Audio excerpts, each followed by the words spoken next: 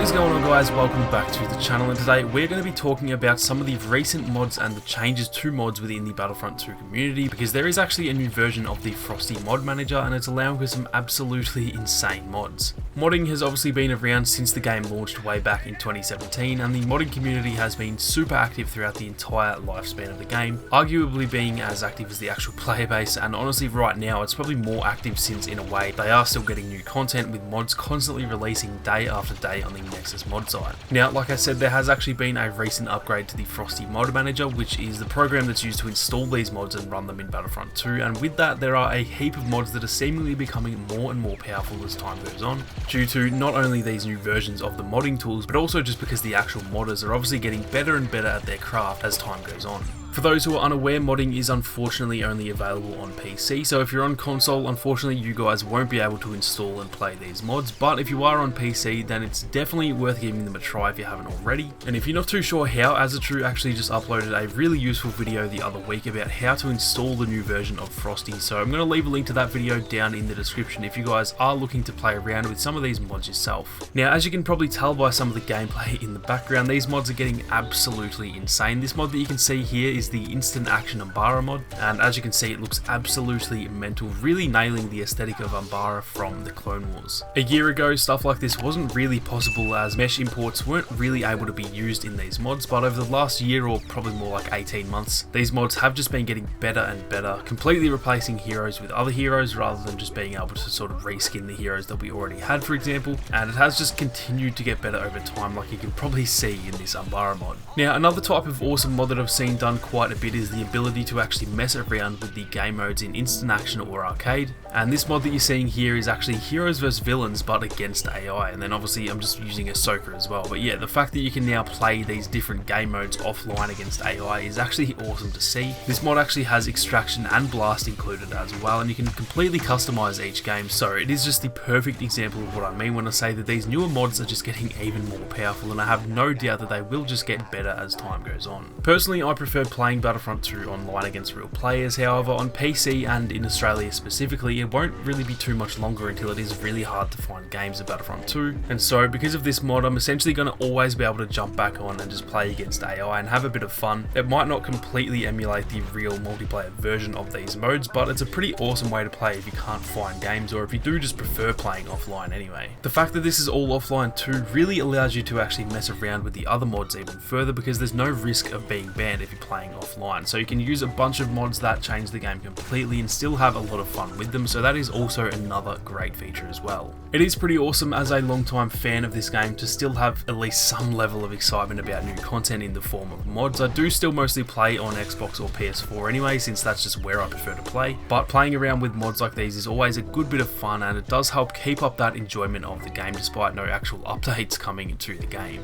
These mods that I've shown in this video will all be a part of my mod review series in the future, and with so many mods coming out recently and no doubt many more on the way, I am going to be making a lot of mod content here on the channel just to have something super exciting to cover while we are obviously in this pretty dead period for Star Wars gaming. So if you guys do enjoy Battlefront 2 and you do enjoy the mod showcase type of videos, then you can expect plenty more of that in the future. That is going to do it for this one though, guys. It was obviously a short little video, but I just wanted to let you guys know about the recent update to Frosty, and like I said, if you do want to play around with these yourself, then be sure to check out Azatru's video on how to install everything you need to play with mods. If you guys have any mods that you want me to cover in upcoming mod reviews, then be sure to let me know down in the comments. I honestly have about 20 of these planned right now because there's just been a huge influx of mods since my last review, so I've got a lot planned anyway, but definitely give me a heads up if there is anything you want to see as well. If you enjoyed the video, then be sure to leave a like down below, and if you are new, then consider subscribing to the channel with those notifications on. Thank you all so much for watching. You guys have a great day, and I'll catch you all in the next one.